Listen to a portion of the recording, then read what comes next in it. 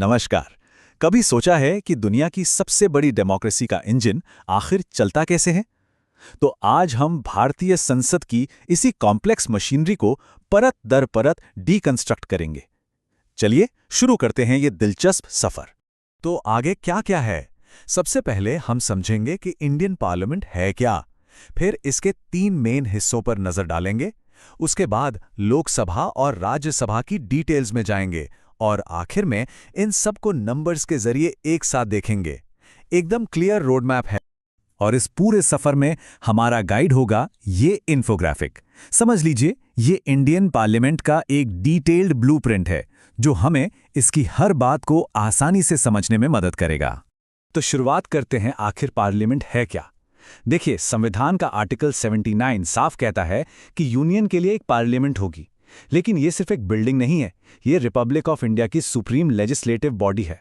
मतलब ये वो जगह है जहां देश के लिए कानून बनते हैं, वो कानून जो हम सबकी जिंदगी पर असर डालते हैं।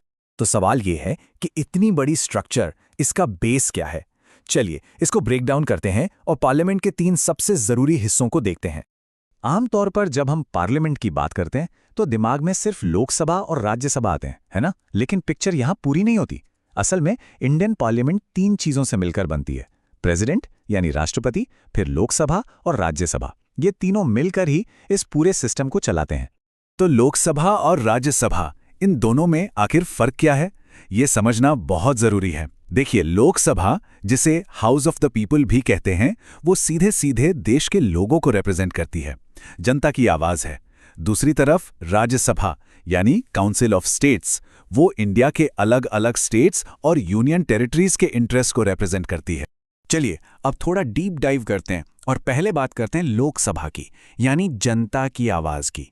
इसका जिक्र संविधान के आर्टिकल 81 में है। लोकसभा में मैक्सिमम यानी ज्यादा से ज्यादा 550 मेंबर्स हो सकते हैं। ये इसकी कॉन्स्टिट्यूशनल लिमिट है। लेकिन अभी की बात करें तो एक्चुअल स्ट्रेंथ 543 है और यही 543 मेंबर्स मिलकर देश की राजनीति की दिशा तय करते हैं। तो ये नंबर 454, इसे दिमाग में रखिएगा। ये सिर्फ एक नंबर नहीं है, ये उन लोगों की गिनती है जिन्हें इस देश की जनता डायरेक्ट वोट देकर पार्लियामेंट में भेजती है। लेकिन एक मिनट, ये 543 मेंबर्स आते कहां से हैं?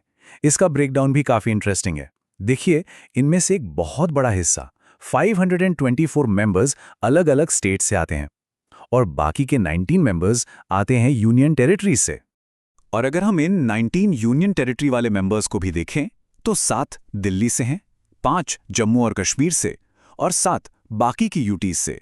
इससे पता चलता है कि डेमोक्रेसी की आवाज सच में देश के हर कोने से आ रही है।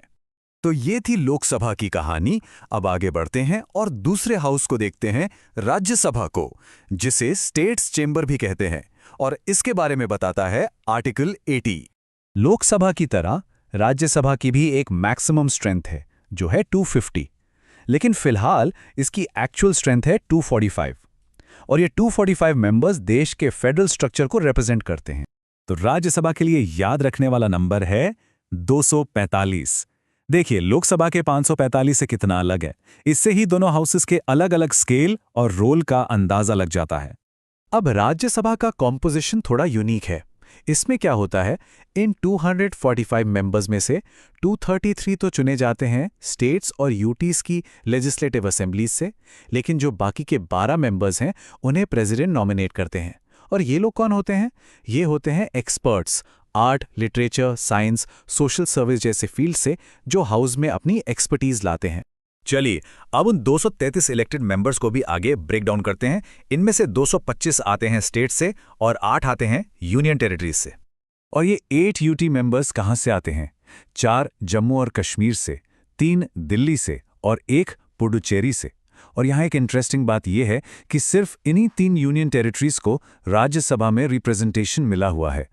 ठीक है, तो हमने लोकसभा और राज्यसभा दोनों को डिटेल में देख लिया। चलिए अब एक फाइनल समरी के लिए सारे जरूरी नंबर्स को एक साथ रखते हैं ताकि पूरी पिक्चर एकदम क्लियर हो जाए। ये टेबल सब कुछ एक जगह पर ला देती है। देखिए, एक तरफ है लोकसभा, आर्टिकल 81, मैक्सिमम 550, एक्चुअल 543 और सारे के सारे इलेक्टेड, कोई नॉमिनेटेड मेंबर नहीं। दूसरी तरफ है राज्यसभा, आर्टिकल 80, मैक्सिमम 250, एक्चुअल 245। इनमें 233 इलेक्टेड हैं और 12 नॉमिनेटेड। बस यही है इस पूरी कॉम्प्लेक्स स्ट्रक्चर का कोर, जो डेमोक्रेसी के दो अलग-अलग साइड्स को दिखाता है। तो हमने पार्लियामेंट के इस पूरे ब्लूप्रिंट को तो डीकंस्ट्रक्ट कर लिया, लेकिन यहाँ एक बड़ा सवाल छोड़ जाते हैं। जैसे जैसे इंडिया की पॉपुलेशन बढ़ रही है, स्टेट्स बदल रहे हैं, तो क्या ये जो रिप्रेजेंटेशन का पूरा सिस्टम है, ये आने वाले टाइम के चैलेंजेस के लिए तैयार है? और इसे फ्यूचर प्रूफ बनाने के लिए क्या बदलाव करने पड़ सकते हैं? इस पर सोचना जरूरी है।